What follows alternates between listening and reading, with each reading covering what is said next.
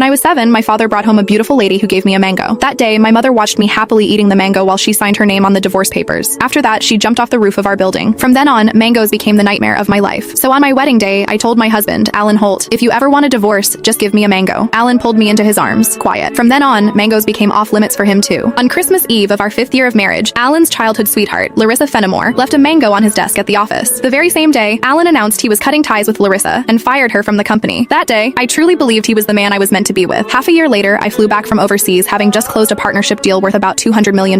At the celebration dinner, Alan handed me a drink. After I had finished half the glass, his so-called childhood sweetheart, the woman who had been kicked out of the company, stood behind me with a big grin and asked, "Does the mango juice taste good?" I stared at Alan in disbelief, and he was trying hard not to laugh. "Don't be mad. Larissa insisted I played a little joke on you. I didn't actually give you a mango. I just gave you a bottle of mango juice." But I think she's right. The fact that you don't eat mangoes is a real problem. You were really enjoying that juice just now. My face went cold. I lifted my hand and threw the rest of the mango juice in his face, then turned around and walked away. Some things are never a joke. I wouldn't kid around with mangoes or divorce. Ms. Mendez, your stomach condition flared up again because of stress and emotional triggers. If there's something you really don't like to eat, you mustn't force it down again. The next time might not just be a stomach ache. We might have to remove part of your stomach. Stay in the hospital for observation for 1 day and contact your family as soon as you can. When I heard the doctor say that, I went completely quiet. For the sake of a new project, I had been overseas for 39 straight days, working day and night, and I finally made it back in one piece. I never expected that at the celebration dinner, 1 glass of mango juice from Alan Holt would land me right in a hospital bed. Out of habit, I tapped open my pinned chat, typed 2 words, and then realized something felt off. Looking closely, I confirmed that it was Alan Holt. He had just changed his profile picture. Now it was a green mango. While I was staring blankly at the chat window, Alan's call came through. He sounded cold. "I'm already home. Where are you?" I said nothing. Any other time, I would soften my voice and act like a spoiled little girl with him. But tonight, I honestly didn't know what to say. Alan sounded annoyed. "Myra, how long are you planning to keep this up? I'm at the hospital." Alan went quiet. He had never shown much interest in my health. He would never have guessed that 1 glass of mango juice from him would send me straight to the emergency room. "Stay put at the hospital. I'm coming over right now." I didn't want to deal with him, but my body was so weak that I didn't feel like moving at all. Time dragged by. The doctor came in to check on me 3 different times, and Alan still didn't show up. Right before I went to sleep, I glanced at my phone one last time and saw Larissa Fenimore's new post on her social feed. "Every time I get hurt, my knight in shining armor shows up. I'm so lucky." The picture under it was a shot of Alan putting a bandage on her. Larissa's profile picture was a yellow mango. It was pretty, but it made me sick. Alan and I had known each other for 10 years, and he had always known exactly where my bottom line was. After so many years in business, he also knew perfectly well how to keep a proper distance from other women. But now, he kept crossing that line again and again. In that case, our marriage and the newest project I had negotiated no longer needed to exist. I had closed a $200 million